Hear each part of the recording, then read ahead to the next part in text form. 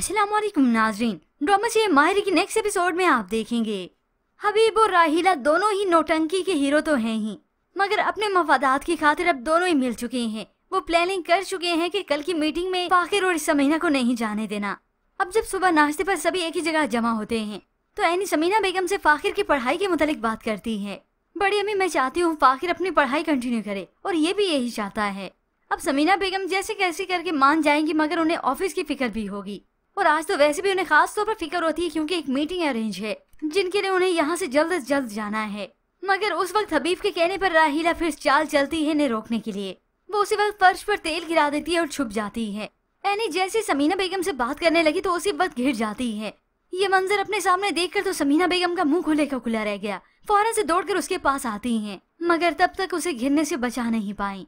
अब फाखिर और समीना बेगम इमरजेंसी की सूरत में एनी को हॉस्पिटल लेकर जाते हैं। शुक्र है एनी का बहुत बड़ा नुकसान होने से बच गया, वो माजूर होते होते बच गई, वरना आज जिस तरह से वो घिरी है उसे माजूरी भी हो सकती थी और तब तक यहाँ मीटिंग से काफी देर हो जाती है। और यही कुछ तो हबीब चाहता था कि क्लाइंट्स के साथ डील हमारी डन हो जाए, हम अपनी मर्जी से फाइनल कर लें और यहाँ पर समीना बेगम और फाखिर को बताएं कुछ।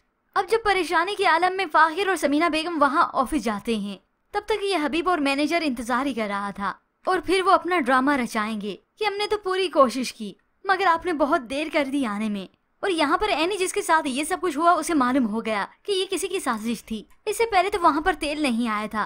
तभी वो अपनी वालदा को बताने लगी, अम्मा किसी ने मुझे जानबूझकर गिराने की कोशिश की है। तभी दोनों का शक इस राहिला पर ही जाता है। आयशा ने तो कह दिया इसे एनी से, एनी अगर ये राहिला की हरकत है ना तो मैं जान ले लूंगी उसकी। अब ये बात साइका ने भी सुन ली, उसे भी अंदाजा है कि ये हरकत कर कौन सकती है।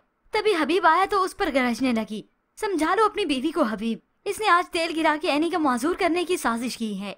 अब इस साइका या किसी और को क्या अंदाजा कि हबीब भी मिला हुआ है। ये दोनों तो बस अपने मफादात के ही पुजारी हैं। अब इस साइका पर ही गरजेगा, आप मेरी बीवी पर ऐसे कैसे इल्जाम लगा सकती हैं? हर बात का इल्जाम आप लोग मेरी बीवी को देते हैं।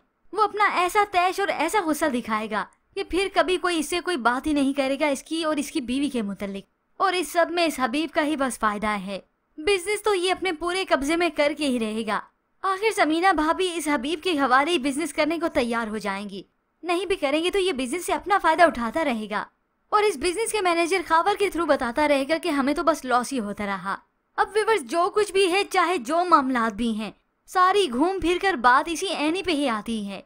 एनी पहले कम आजमाइशों से गुजर रही थी कि उसे ये आजमाइश भी देखनी पड़ी। अब वो घर के काम काज भी करे, बच्ची को संभाले, पढ़ाई भी पढ़े और अपनी सेहत को भी देखेगी। और यहाँ पर व्यूअर्स इस अंडर एज शादी को ऐसी आसानी से नहीं दिखाएंगे। ये मामलात वाकई में ही कठिन होते हैं, जो कि इस ड्रामे का मैसेज है कि कहने को तो शादी कर दी जाती है मगर जो मामलात, जो जिम्मेदारियां आन पड़ती हैं वो उम्र से बहुत बड़ी होती हैं। मगर व्यूअर्स ये ड्रामा सीरियल तो और भी इंटरेस्टिंग तब होगा जब एनी अपनी पढ़ाई मुकम्मल करके कोई अच्छे ओहदे पर फाइज होगी और ये जमाना फिर इस पर रश करेगा। व्यूअर्स क्या आपको भी लगता है इस ड्रामे में इस तरह से स्टोरी दिखाएंगे? ये एनी की पढ़ाई अब की बार हमेशा के लिए खत्म होने वाली है? इसके मतलब हमें अपनी कीमती राय का इजहार जरूर कीजिएगा। मजीद ड्रामा रिव्यूज के लिए आप देखते रहिए उर्दू टीवी।